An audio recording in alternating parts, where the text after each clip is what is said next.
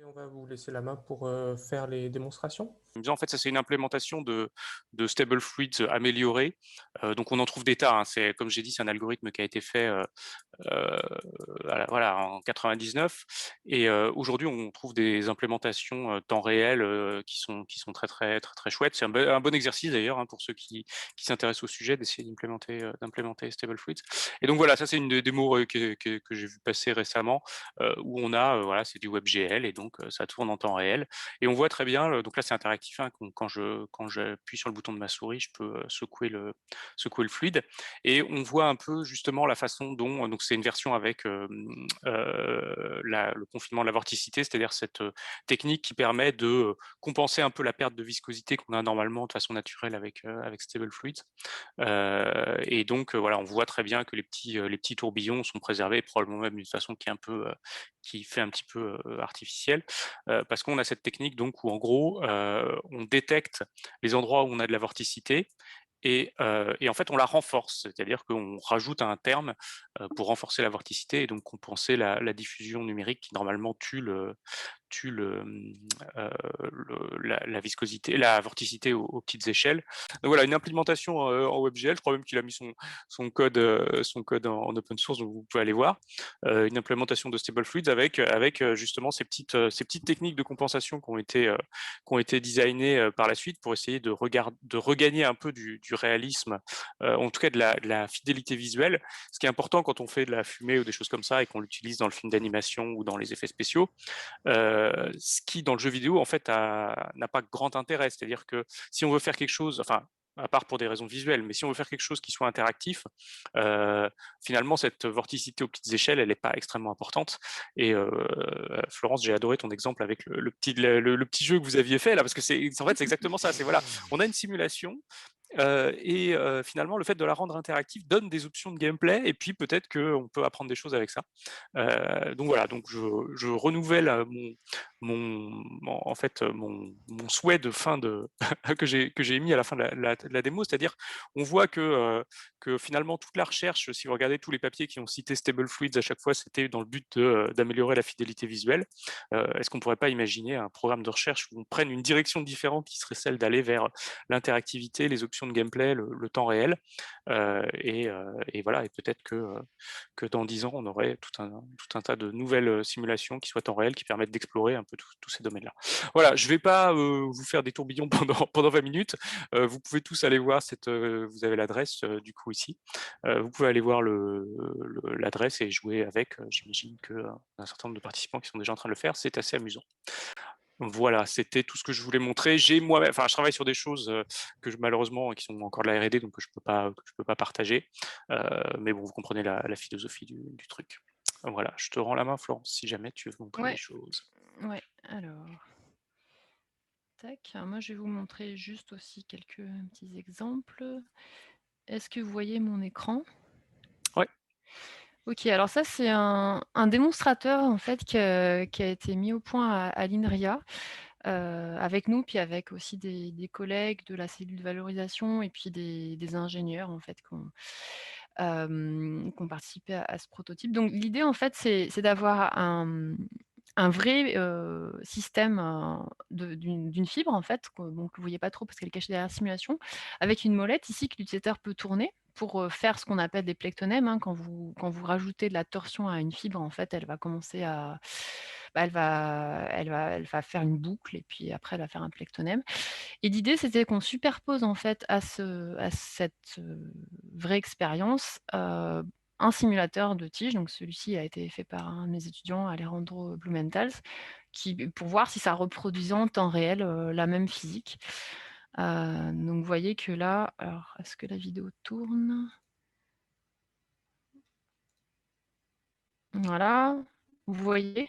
Oui. Oui. Donc il y a un utilisateur qui va venir tourner cette molette-là, sur le vrai système. Alors dans la simulation, ça fait aussi tourner l'encastrement là à droite. Et vous allez voir le simulateur qui suit à peu près la vraie tige là. Alors il y a toujours un petit temps de retard parce que c'est un peu plus long, mais voilà, qui va produire cette boucle. Alors bon, là on n'est pas allé plus loin, c'est un peu plus compliqué quand vous tournez plus pour faire les plectonèmes.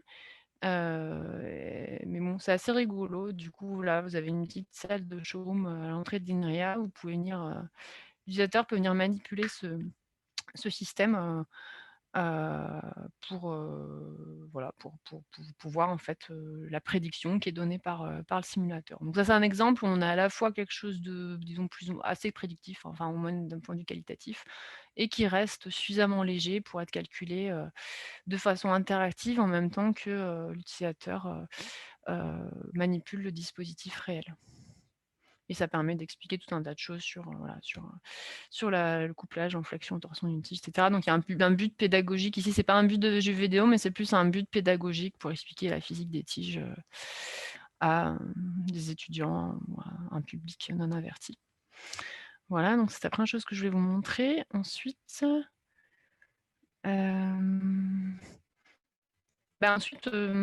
en fait, j'avais prévu de repasser plus de temps sur le petit gameplay là, du petit personnage que vous avez vu tout à l'heure, mais alors, est-ce que je vais arriver à me repartager?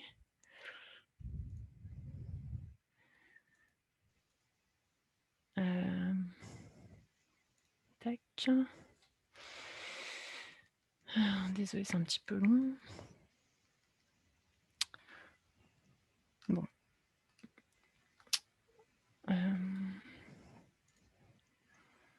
Non, je vais plutôt vous montrer des vidéos que je ne vous ai pas encore montrées. Donc ça, c'était des vidéos de manipulation de tiges en interactif. J'espère que ça va marcher. Est-ce que vous voyez la vidéo? Alors pour l'instant, on voit plutôt ta fenêtre où il y a plein de vidéos qui ne sont pas encore ouvertes. Dont on sait. Si c'est frisé un peu, ouais. Ouais. Ah, donc vous voyez pas. Ok, alors attendez, je vais terminer mon partage d'écran. Et je vais le recommencer avec la vidéo. Je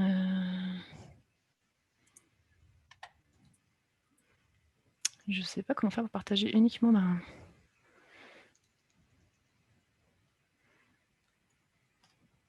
Alors, je peux peut-être partager mon écran entier, on va voir. Est-ce que là, vous voyez quelque chose? Oui, ça commence à être... Oui. Ok. Parfait. Donc là, c'est en fait un exemple de tige à la fois, à nouveau. Alors la différence par rapport à tout à l'heure, c'est que je vous avais dit qu'on avait un modèle en courbure constante par morceau. Ici, c'est le modèle d'ordre supérieur. On a des courbures linéaires par morceau. Donc ici, vous avez 1, 2, 3, 4, 5 morceaux. Sur chacun des morceaux, vous avez courbures et torsions qui sont linéaires en fonction de la piste curviligne. Et par rapport au modèle précédent, ça vous confère encore plus de richesse en fait par élément, une richesse visuelle plus grande, et vous avez toujours un modèle qui reste assez rapide en temps de calcul, qui permet justement de manipuler de façon interactive la tige. Vous voyez que l'algorithme est très très stable, hein. Vous pouvez secouer la tige énormément, et voilà, vous avez quelque chose qui résiste, qui n'explose pas. Et ça, c'est vraiment dû au schéma numérique, hein, qui est complètement implicite, qui implicite notamment les forces de flexion et torsion, qui sont les termes raides de l'équation. Voilà, c'est tout ce que j'avais prévu. Après, je peux repasser le gameplay si vous voulez, mais comme je l'ai intégré à la présentation, c'est pas forcément nécessaire. Non, mais écoute, merci beaucoup. Paul, est-ce qu'on avait d'autres questions qu'on n'a pas eu l'occasion de poser? Oui, il y a une petite question marrante, c'est est-ce que vous avez déjà exploré la possibilité de créer un univers avec des lois physiques différentes des nôtres? Est-ce que vous avez des exemples peut-être de ça? Et bon, qu'est-ce que ça pourrait faire?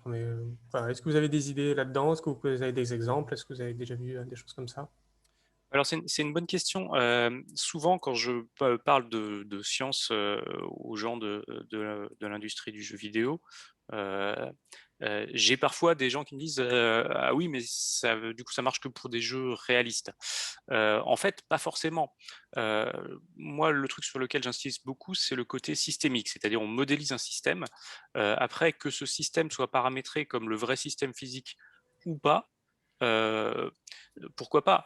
Un exemple que je prends, c'est imaginons que, par exemple, je modélise des matériaux.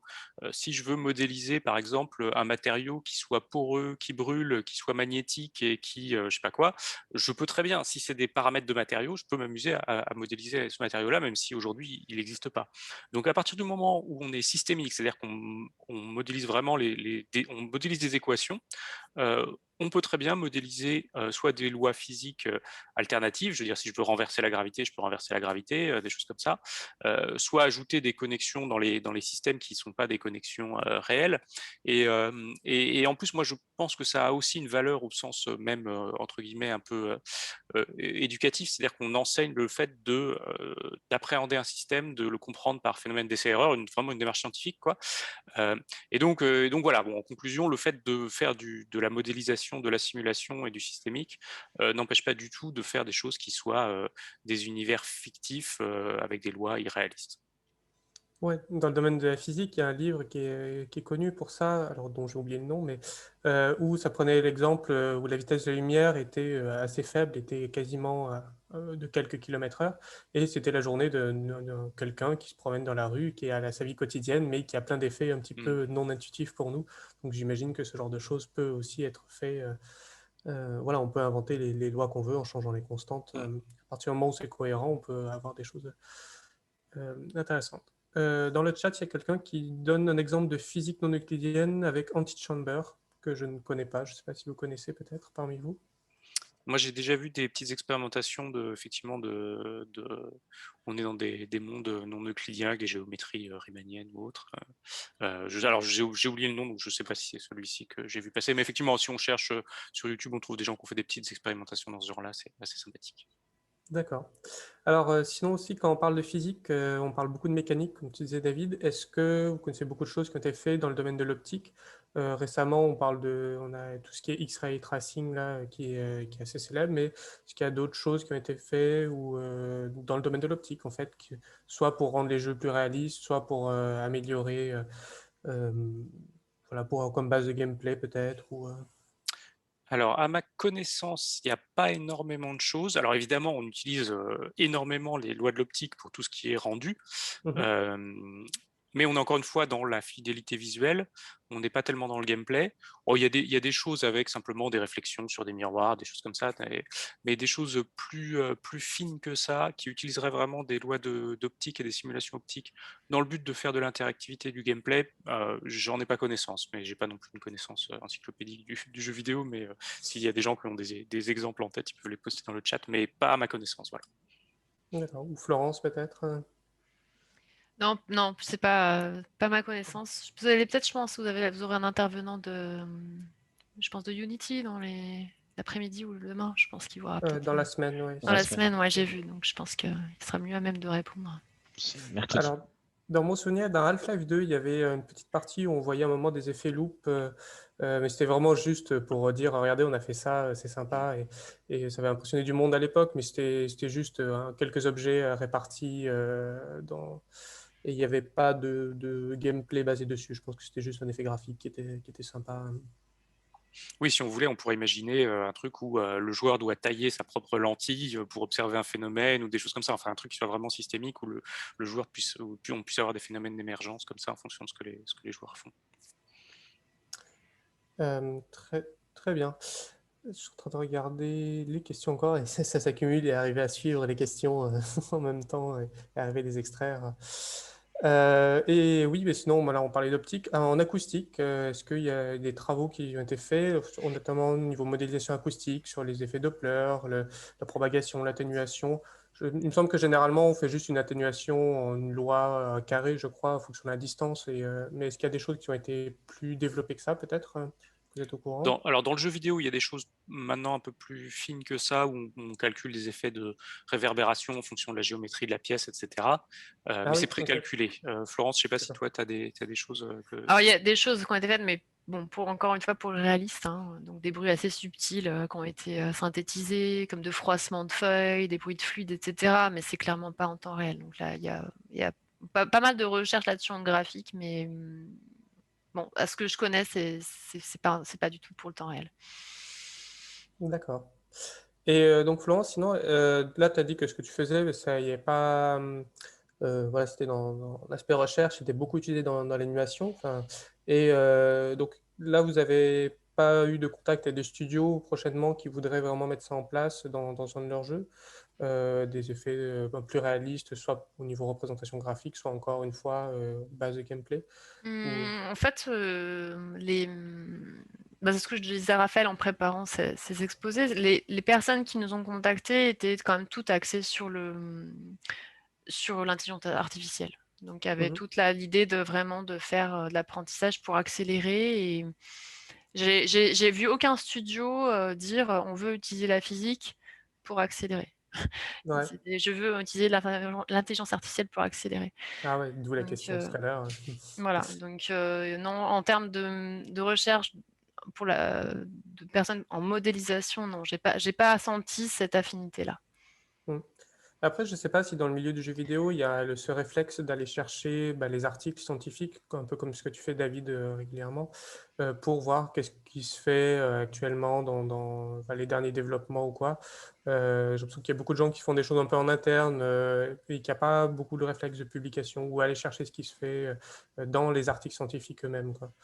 C'est Mais vrai que peut-être. c'est la communauté disons, du réaliste et du temps réel sont assez séparés en fait. Et d'ailleurs, je pense que les gens de temps réel vont plus forcément beaucoup au papier technique de SIGGRAPH parce qu'il y a quasiment plus de papier temps réel et je pense que les gens vont plus à des conférences comme DigiPro ou des confs où il y a, disons où là, voilà, les gens réservent pas mal de place pour le temps réel, qui a été un petit peu peut-être ouais, peut-être que c'est dommage, hein, effectivement, SIGGRAPH l'a peut-être un petit peu sorti parce que voilà, peut-être qu'au niveau effet visuel c'était moins impressionnant, etc. Mais donc du coup, ouais, ça fait des événements où les gens sont assez séparés et il y a finalement assez peu de discussions ouais, entre les gens. Ça fait deux domaines assez séparés. Et d'ailleurs, David, en fait, comment ça se passe dans ton travail à Ubisoft?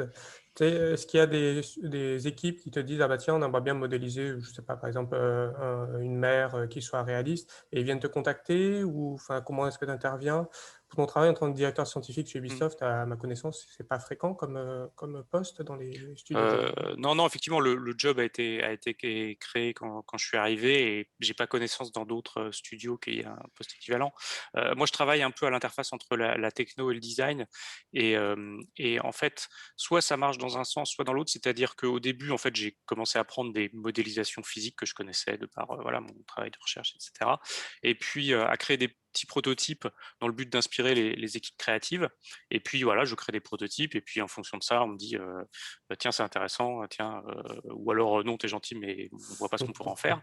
Voilà, à nouveau, l'exemple de Florence avec le petit jeu était super inspirant parce que voilà, ça c'est typiquement le genre de choses qu'on pourrait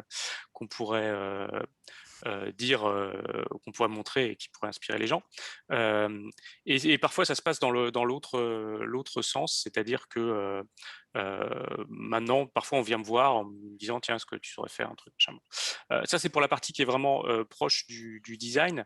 Après, pour les parties qui sont plus techniques et liées justement à l'interface avec le monde de l'informatique graphique, on a une structure de R&D qui s'appelle La Forge, qui était basée au départ au Canada. On est en train de créer une antenne en France et qui là fait plus le lien avec les communautés académiques. On est souvent un peu plus loin du design et du gameplay et plus sur des questions plus tech. C'est ça, ça fait partie d'Ubisoft, du coup, Oui, France? vous pouvez D'accord. chercher, il y a un site qui est public, dont j'ai plus l'adresse web, mais si vous cherchez La Forge Ubisoft, il y a un site web qui montre des exemples de travaux qui sont faits à cette interface-là. Ah, donc c'est bien, ouais, parce que comme je disais, moi j'avais l'impression qu'il n'y avait pas toujours de lien, enfin que les communautés de jeux vidéo n'avaient pas toujours le réflexe d'aller voir les comités scientifiques ou quoi, mais donc ça c'est une initiative que je connaissais pas et qui est Alors, plutôt bien. Florence et David, vous avez mentionné Unity et La Forge chez Ubisoft. Mercredi, il y a une table ronde dans laquelle un chercheur de l'équipe de Unity à Grenoble et Simon Contraire qui travaille chez Ubisoft à la R&D, on pourra revenir sur toutes ces structures à l'interface entre le monde académique et les industries de jeux vidéo, Unity, Ubisoft dans ce cas particulier. D'accord. Est-ce qu'on a encore un peu de temps, Raphaël, ou Si faut tu as qu'on encore une conclue? question, pourquoi pas, sinon... Alors, une question qui vient d'arriver de Julien Desvergnes, une question plus personnelle, si je peux me permettre. À quel point l'industrie est prête à envisager des créations d'emplois dans le domaine de la recherche? vous êtes au courant là-dedans? Alors, il y en a dans le sens où effectivement il y a des structures de R&D. Donc, par exemple, la Forge, notamment, on fonctionne beaucoup par un mécanisme qui fonctionne très bien. Par exemple, c'est les thèses CIFRE, où on peut faire une thèse qui va être co-encadrée par un labo académique. Et après, sur l'aspect qui est plus mon job à moi, c'est-à-dire aller mettre de la simulation pour faire du gameplay, c'est encore un truc qui est plutôt naissant, mais voilà, j'espère qu'effectivement ça deviendra quelque chose de plus répandu, qu'on commencera à voir ça dans des jeux, et donc forcément on aura besoin de gens pour ça. C'est vrai qu'avoir le double profil chercheur, scientifique et game designer ou graphiste ou quoi, ou jeu vidéo en tout cas, c'est pas fréquent comme d'avoir ces doubles casquettes. Donc, Non, et c'est même, enfin, c'est même pas forcément nécessaire, dans le sens où moi, je vous l'ai dit, j'étais totalement novice quand je suis arrivé dans le monde du jeu vidéo, ce qui est peut-être pas plus mal, parce que du coup, personnellement, j'essaie pas de faire du gameplay, c'est-à-dire je montre ce qu'on peut faire avec des simulations, mais je pense qu'aussi il faut laisser le game design au game designer. Et du coup, est-ce que tu as des exemples par là de choses que tu avais proposées, tu as fait des petites simulations dans ton coin, que tu as montré aux équipes et qu'après ils l'ont implémenté dans des jeux, je sais pas, Ubisoft est connu pour Assassin's Creed ou quoi, par exemple? Alors, ce Tu as qu'il faut des voir, exemples c'est de jeux? que les jeux que fait Ubisoft, mais de façon générale, hein, les temps de développement dans l'industrie du jeu vidéo sont très longs. C'est-à-dire qu'un jeu, c'est 5, 6, 7 ans. Ouais. Donc, depuis que je suis arrivé, il y a un certain nombre de projets qui ont repris des choses que j'ai proposées, mais qui sont des projets qui ne sont pas sortis et qui ne sont même pas annoncés. Mais bon, Ah, j'espère d'accord, on qu'au va pas en colloque parler de alors. l'an prochain, ou peut-être celui d'après, je pourrais vous montrer des exemples. D'accord. Je vois qu'il y a encore des questions à propos de Flight Simulator. Bon, je vais me poser une dernière petite question. Pensez-vous que le jeu Flight Simulator 2020 utilise la vraie physique et pas que la physique newtonienne? Bon, voilà. Alors, Quels sont les aspects physiques qui sont utilisés dedans? Je ne sais pas si vous moi, connaissez un peu ce personnellement, je jeu. n'y ai pas joué. Je ne serais pas surpris que ça utilise évidemment l'aérodynamique, mais je ne suis pas sûr à quel point ça soit, encore une fois, interactif. C'est-à-dire que je ne crois pas que dans le jeu, on puisse décider de changer et de créer une nouvelle forme d'aile. Ouais. Mais on pourrait très bien imaginer faire, je reprends l'exemple que j'adore de Florence, c'est-à-dire, voilà, on dessine un profil d'aile et puis hop, on fait un coup à Joukovski ou je sais pas quoi, et puis on calcule la portance, et puis chacun peut être libre de créer. Même je pense pas que ça, Kerbal le fasse, mais voilà, on pourrait imaginer des choses comme ça. Mais je pense pas que dans Flight Simulator, ça soit interactif et que ça soit un élément du gameplay. Ouais, peut-être Kerbal 2 qui a été repoussé plein de fois. Je ne sais pas ce qu'il y a derrière leur moteur, mais ça fait rêver beaucoup de monde.